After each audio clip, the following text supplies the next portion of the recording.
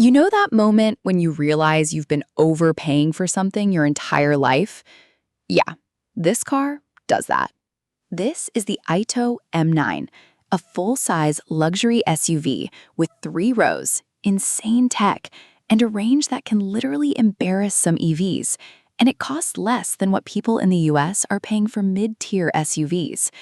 I'm talking about a car that has massaging seats, giant screens everywhere, autonomous driving tech backed by Huawei, and it still somehow undercuts cars like a BMW X7. Yeah, let that sink in.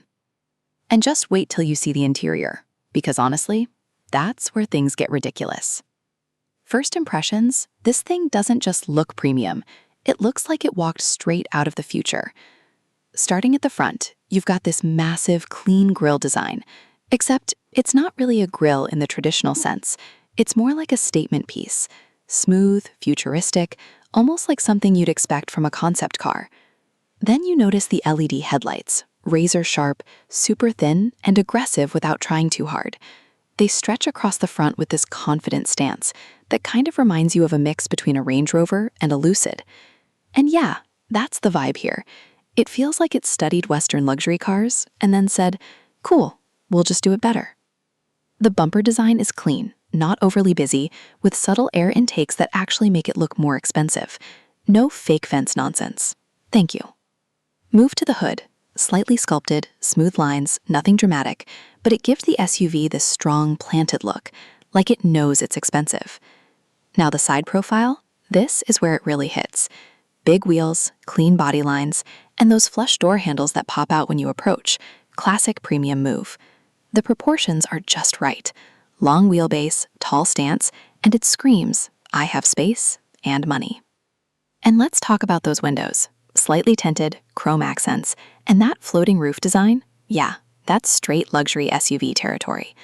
Honestly, if you parked this next to a Mercedes GLS, most people wouldn't even question which one costs more.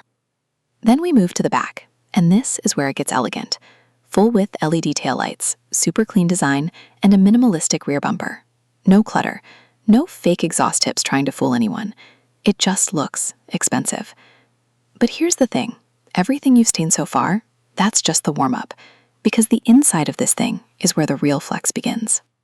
Now, under the hood, or technically under the floor, the iTalk M9 comes in both EV and range extender versions.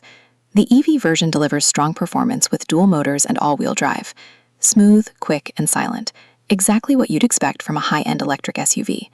But the real magic? The range extender version. This thing combines an electric drivetrain with a small gasoline engine that acts as a generator, meaning you get crazy total range without range anxiety.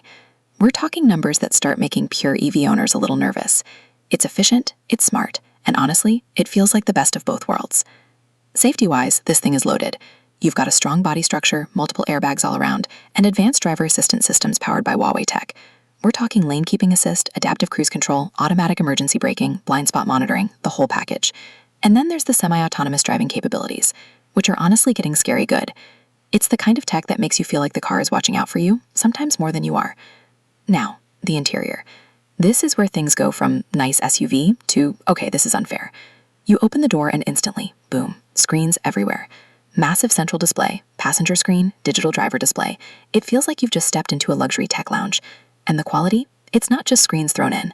We're talking premium leather, soft touch materials, wood trims, ambient lighting that actually looks classy instead of nightclub dives. The seats? Oh man. Fully electric, heated, ventilated, and yes, massaging seats. Not just for the front passengers, but also for the rear. Let that sink in.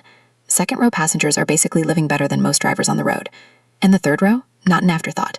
Actual usable space. Adults can sit there without filing a complaint. Then you've got features like a panoramic sunroof, premium sound system, smart voice controls, and a cabin that feels quieter than your bedroom at 2 a.m. And here's the crazy part. Everything works smoothly. No laggy screens, no confusing menus, just clean, responsive tech. It feels like someone actually thought about the user experience, instead of just throwing features on a list. Now, let's talk practicality. This is a full-size SUV with 7 seats, meaning it's built for families. You've got tons of legroom, headroom, and clever storage spaces everywhere. Cup holders, hidden compartments, USB ports in every row. They didn't miss anything. The trunk space is generous, and when you fold down the rear seats, you've got enough room to basically move your entire apartment. This isn't just a luxury SUV, it's a daily life machine.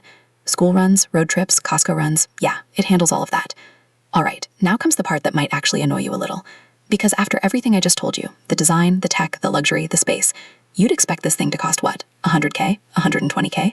Nope, the AITO M9 comes in at a price that undercuts many Western luxury SUVs. In fact, in some markets, it's priced close to what you'd pay for something like a well-spec'd Toyota Corolla.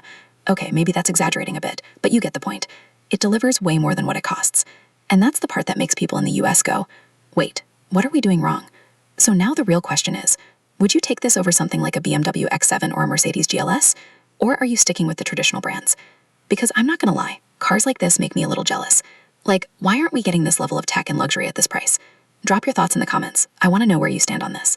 And if you enjoyed this video, make sure you hit that like button, subscribe to NextGear Reviews, and turn on notifications. Because next time, we're diving into another car that might just make you rethink everything you know about the auto industry. Trust me, you don't wanna miss it.